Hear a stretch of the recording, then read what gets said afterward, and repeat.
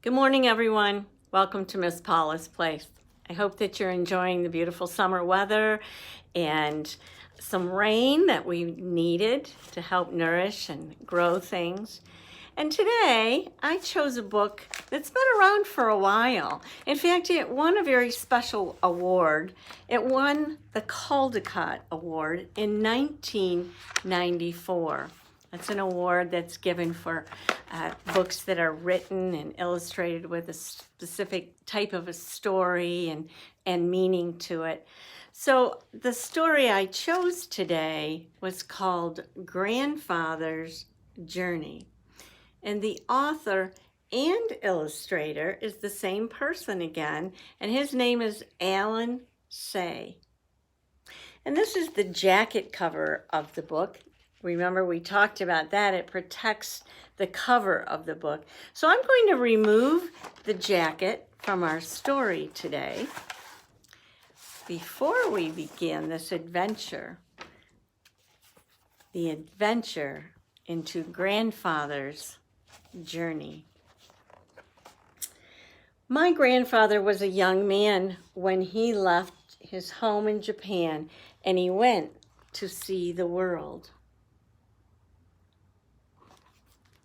He wore European clothes for the first time, and he began his journey on a steamship. The Pacific Ocean astonished him. That means just amazed him. It was so big.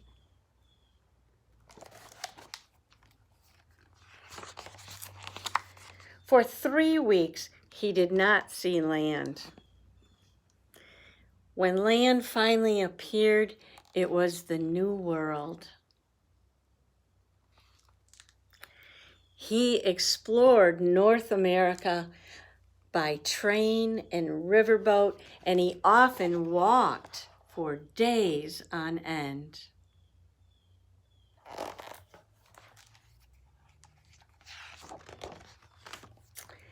Deserts with rocks like enormous sculptures amazed him. I'm thinking he might be in the west of the United States. And the endless farm fields reminded him of the ocean he had crossed. It kind of reminds me of Iowa and the middle of the United States where we grow a lot of wheat and corn. He said it looked like the ocean because it went on and on and on.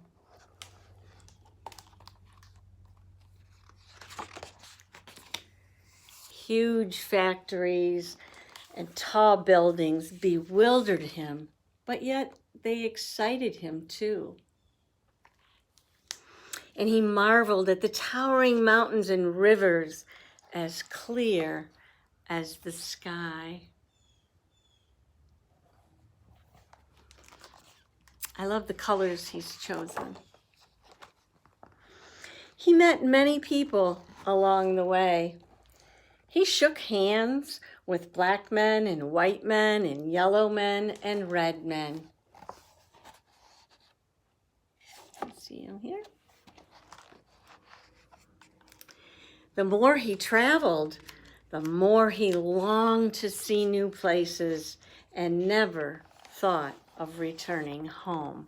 Do any of you know what this type of boat is? It's called a steamboat. Well, maybe he's going down the Mississippi River.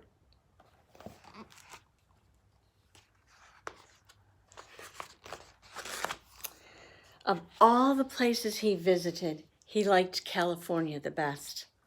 He loved the strong sunlight there, the Sierra Mountains, and the lovely sea coast.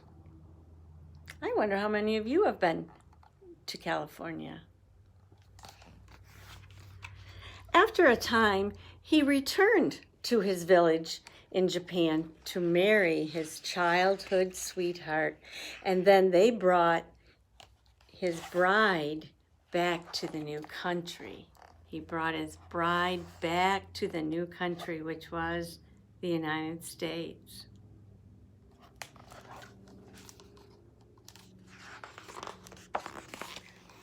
They made their home in San Francisco Bay, and they had a baby girl. As his daughter grew, my grandfather began to think about his own childhood. He thought about his old friends. For some of you older students out there, you probably know that Japan is a long way away from the United States, as we know, way across the Pacific Ocean. It's not just a quick trip home. He remembered the mountains and rivers of his home. He surrounded himself with songbirds, but he could not forget. He's grown older, hasn't he? Finally, when his daughter was nearly grown, he could wait no more. He took his family and he returned to his homeland in Japan.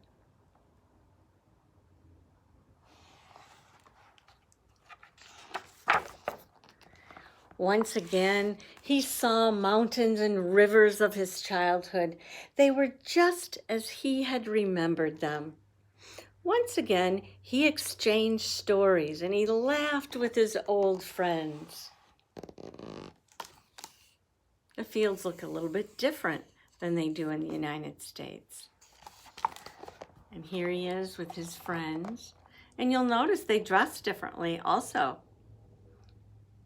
But he's in the mountains, but just a different country, the one he was born in. But the village was not a place for a daughter from San Francisco. So my grandfather bought a house in a large city nearby.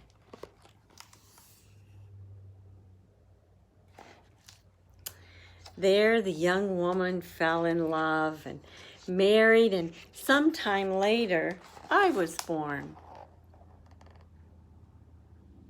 This is the narrator of the story when he says, I was born. He's the one telling the story.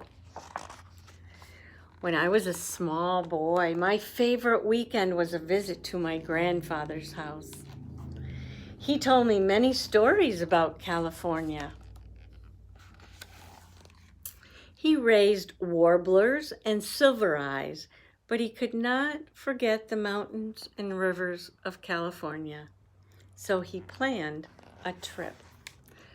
Warblers and silver eyes are little tiny birds.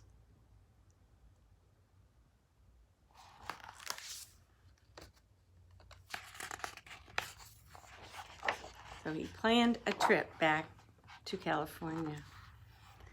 But a war began. Bombs fell from the sky and scattered our lives like leaves in a storm. When the war ended, there was nothing left of the city and of the house where my grandparents lived. Perhaps you have some grandparents or great-grandparents that could tell you about that time in history. They look very sad. So they returned to the village where they had once been children, but my grandfather never kept another songbird. War does some pretty terrible and sad things to us. The last time I saw him, my grandfather said that he longed to see California one more time. Remember, he had a trip planned.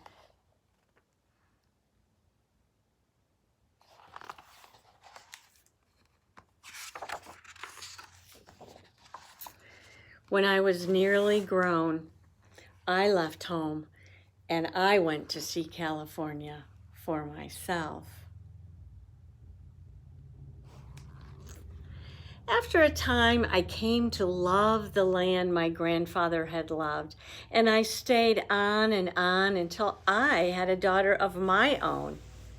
But I also miss the mountains and rivers of my childhood. I miss my old friends. So I return now and then when I cannot still the longing in my heart. The funny thing is, the moment I am in one country, I am homesick for the other. I think I know my grandfather now, and I miss him very much. The end. Grandfather's journey. And I wonder how many of you have journeyed to different places, and maybe you've lived in different countries or different cities, different states. And sometimes when we leave behind something, we miss it, and we miss it so much that we go back to visit, and it seems like wonderful, and we're so happy to be there, but then we miss the place that we came from. And missing things is not all that bad. Sometimes it makes our heart long for that thing that we miss, and that's okay. So I hope you enjoyed Grandfather's Journey today. I sure did, and I'm glad that you're here today. I hope you have a wonderful weekend, and I will see you next week at Miss Paula's place. Goodbye.